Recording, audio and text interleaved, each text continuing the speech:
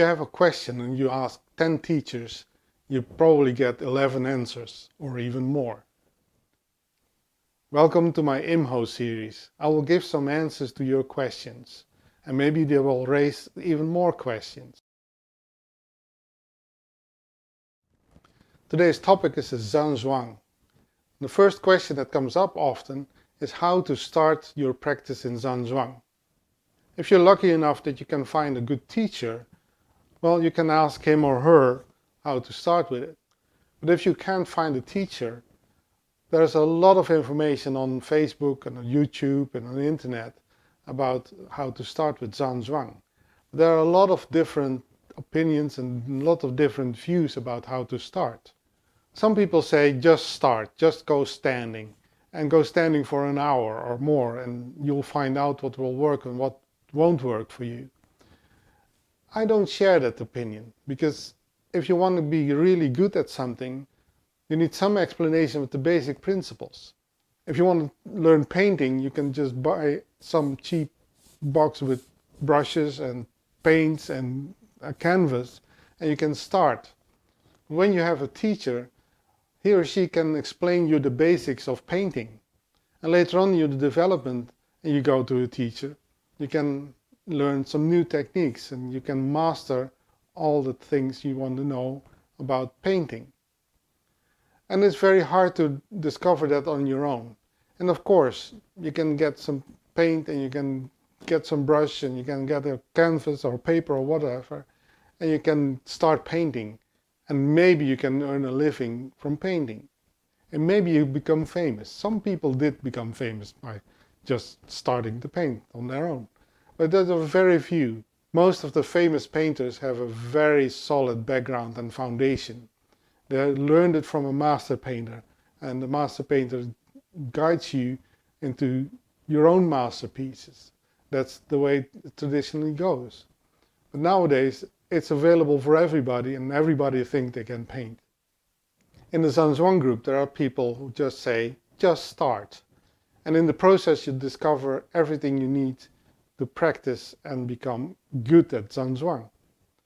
As I said before, I'm not sharing that opinion. Of course, the work has to be done by yourself. But in my view, you need a teacher to guide you in the process. I've seen some people who injure themselves just by taking some things from internet and practice that and exaggerate, and they hurt themselves. An old guy who was practicing on his own for at least 5 or 6 years without any further instructions. And he read something about lifting the spine and tucking in the chin, and he did that for 5 or 6 years, and he got a slip disc in his neck. So it can be even dangerous to do things on your own, read some instructions or hear about some instructions and get your own interpretation about it and exaggerate. And it's a very human thing to exaggerate. My first instruction in classes is don't exaggerate. It's better to underdo than overdo. And of course, you do the work yourself. A teacher can explain some basic instructions, but you have to do the work. So as a painter, your master painter gives you instructions to do a certain technique, and you don't practice that, you will never learn it. So the work you have to do on your own. Nobody else can do the work. If you want to learn how to ride a bike, you have to step on the bike. You can read books about bike riding, but if you never went on a bike, you're never going to learn it. So you have to do the work. Now, how to start then? Well, the basic posture is called the WuJi stance. WuJi in the Taoist philosophy stands for that what was before anything was. Or, as many people translate it, the nothingness. Before there was something, there was nothing. So the WuJi posture is actually basically you stand doing nothing. But before you do nothing, you have to do something. You have to go into the basic stance.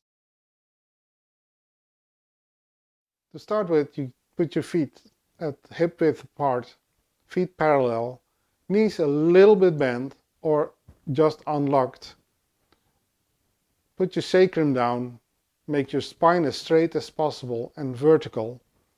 And what they say in the classics is lift the spirit. Lifting the spirit you can compare when you have a surprise party.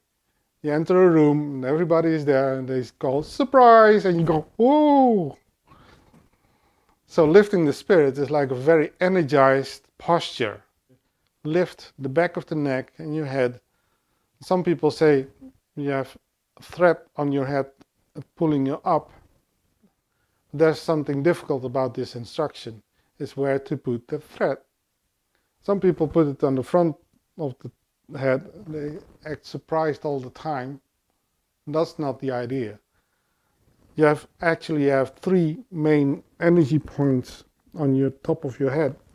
The middle one is what they often call the byway, and I'm talking about the back one. If you lift the back one, maybe it's easier to say lift the back of your neck a little bit. Then you go just relaxed in the front. Relax the chest, relax your shoulders, and relax your arms. In this example you see the WuJi posture as I do it, and often I call it the Clint Eastwood stance or the cowboy stance. Just ready to draw. And this is basically it. Now relax as much as possible. But what does that mean? What does relaxation mean? There's a lot of misconceptions about relaxation. Just relax doesn't mean that you relax everything, every muscle in your body. When you relax everything, you just drop down on the floor. So it is not supposed to do that.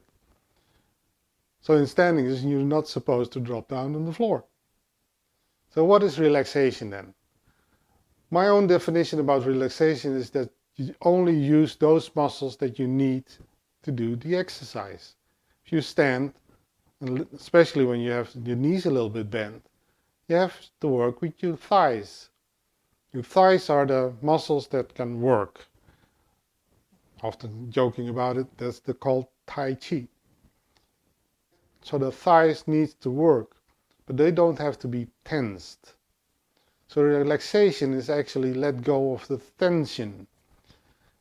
In the Dutch language, there's actually a very beautiful word for relaxation, and it's called ontspannen. Spannen is tensing, and ont is just un. So untense yourself. To get all the tensions out of your body and be aware of where you have tensions and just let go of the tensions.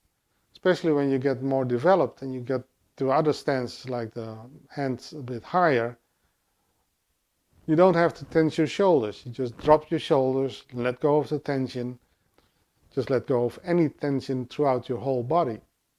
So relaxation is actually letting go of tension. So and then what? You just stand. You just keep standing.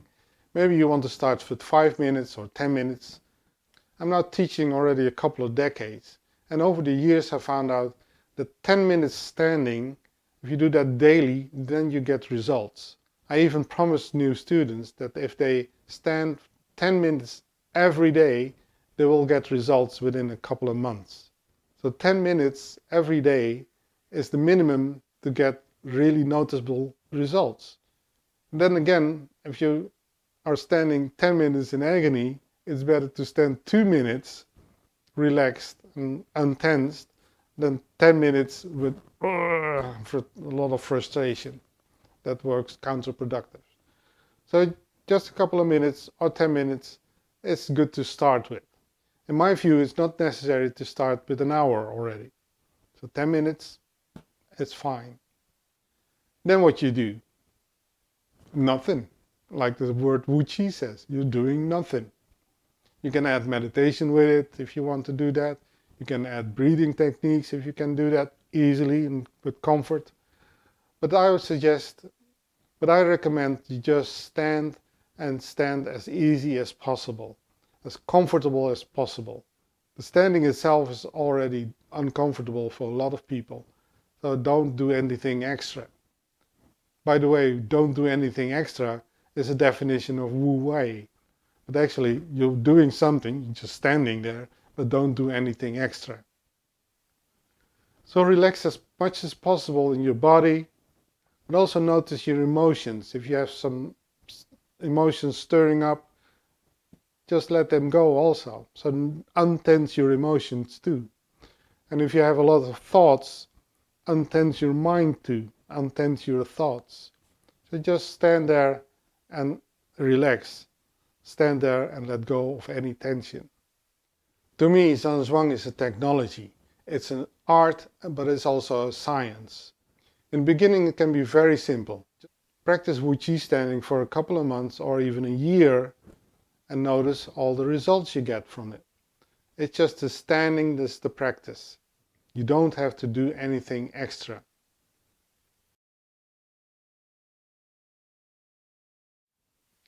Later on in development, you can go into a higher level of the technology and the science into it. So why does standing work? I'm going to answer that with a few details, and later on in this series I will give some more explanation about how standing works as it works. So the first principle of standing is that you stand vertical.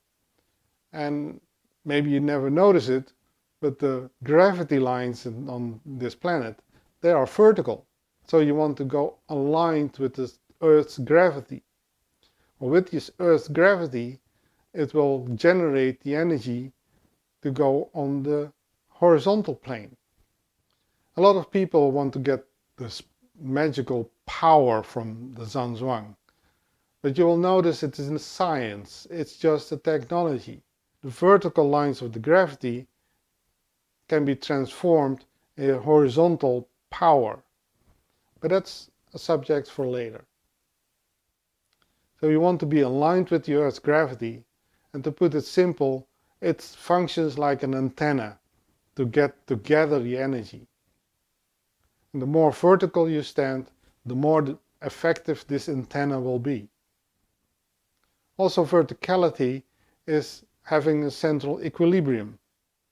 Another basic thing about the verticality of the gravity is that you have to align with yourself. It's like holding a stick on your top of your finger. It doesn't need to have much energy to keep it straight and vertical. If the alignment is off, you get much more force to hold the stick.